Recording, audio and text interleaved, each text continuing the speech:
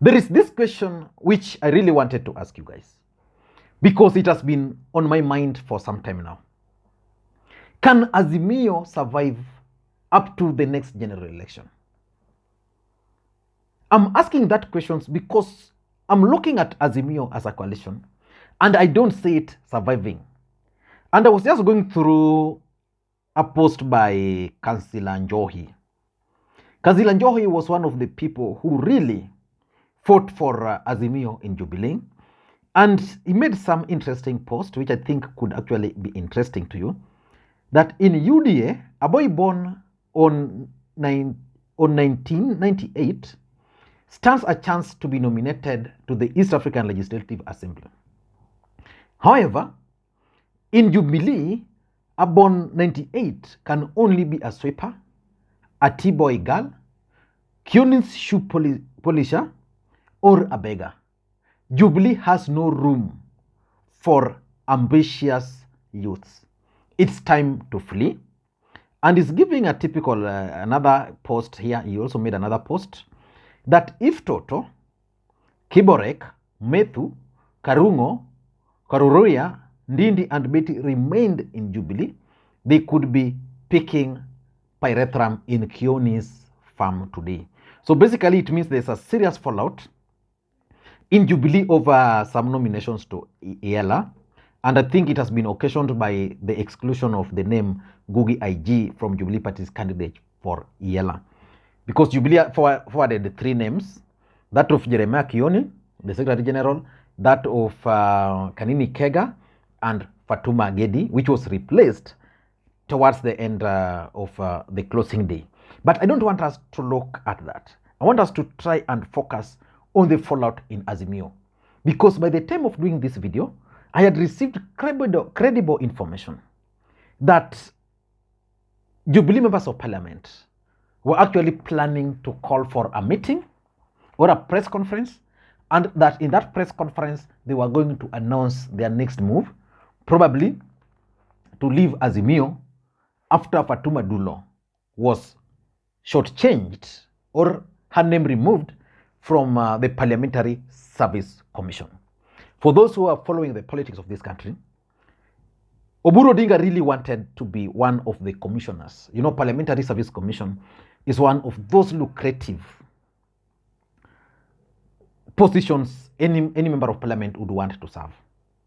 So Uhuru Odinga wanted. So when Raila Odinga prevailed on him not to contest, then they decided, because there was only a contest between Uburu and Okongo Omogeni, the Nyamira senator. The Nyamira senator had insisted that he had to be given that slot. Then Uhuru Odinga also insisted that he was going to get the slot. So when Uhuru Odinga was prevailed upon, I think he prevailed on others not to allow also Okongo Omogeni to that slot. So I don't know how, or I don't understand at what point Fatuma Dulo, who is a member of Jubilee, was then recommended for the position. And her name was indeed forwarded to the speaker. So yesterday, the Kilifi senator, who is also the minority whip at the Senate, submitted another name. And the name he submitted was that of Okongo Omogeni. And the senators really supported that move. So Okongo Omogeni is now one of the commissioners. I think there is, Azimio now has 3 commissioners. There's Mishimboko, there is Patrick Makau, and Okongo Omogeni. So Fatuma Dulo has not been removed.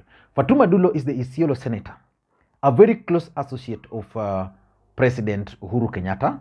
Fatuma Dulo is, I think in the last parliament, he was the majority whip, probably. I think even right now. But he was still insisting on this. So the truth is, Jubilee did not qualify for the slot.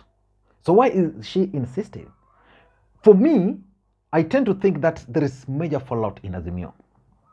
And it's not going to last long before everything becomes open. Fatuma Dulo has been removed because of, I think, 5 reasons. Number 1, there is political reality. You know, in politics, so many factors are at play. But there's also the political reality. The political reality is that ODM as a political party needed Okongo Omogeni on their side than they need Fatuma Dulo. The political reality is that if Okongo Omogeni was left out, Ruto was going to have an easy way in Kisii. So these guys looked at the political reality versus political reward, and they realized number two is loyalty. I think in Azimio, ODM as a political party has decided with Wiper that they are going to take whatever belongs to them because of the loyalty. Kalonzo Musyoka would want to run, and I don't know whether Fatuma Dulo is actually loyal to him, but Okongo Omogeni, as much as he disagreed with Raila Odinga over this particular seat, I think Okongo Omogeni has proven over time that indeed he is loyal. And probably there was this discussion that we really needed Okongo Omogeni on our side. Number three, I also tend to think that there is this issue of respect. The truth of the matter is that senators really respect Okongo Omogeni. He's a senior counsel. He was in the Parliamentary Service Commission in the last parliament, probably because of that respect. Probably is reaching out to them, probably is listening to them. That's why the senator overwhelmingly voted for him. Otherwise, based on political realities, there was a chance that senators would actually go ahead and vote for Dulo. But they opted for Okongo Omogeni. And lastly, I think it's about Senator Dulo's accessibility. I was asking someone, and he told me, a member of parliament, that how could ODM allow Senator Dulo to have 2 slots? Let me just see if I could get, let me just see, because sometimes I keep this conversation. Let me just see if I can get, the guy raised some important questions. He was telling me, I don't understand what transpired. Dulo being given this position, she now enjoys 3 separate offices. One that she got elected, and 2 house leadership with separate GK vehicles. And she's one person no one in ODM can access. So basically, those in ODM cannot access this lady.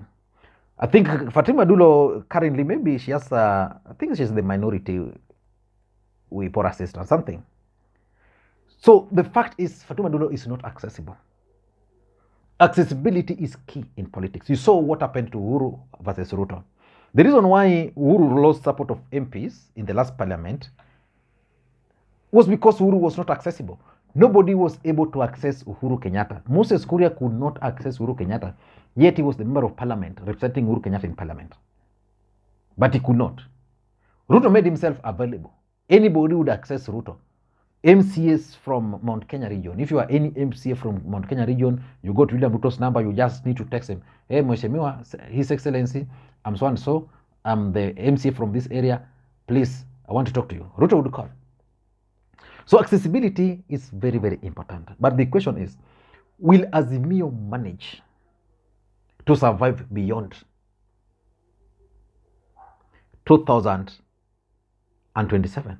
Will they go into 2027 as a unit? I don't think so. Ladies and gentlemen, let me stop it there. Let me leave. I'm actually heading to Migor, to Homa Bay right now. I know the video will come to you later, but I think it's around 3 p.m. right now. So good time. If you don't see me, you see me tomorrow. I'm going to meet so many of my friends in that funeral. So probably if you'll be around Homa Bay, you can't call me. Okay? Until next time, bye-bye.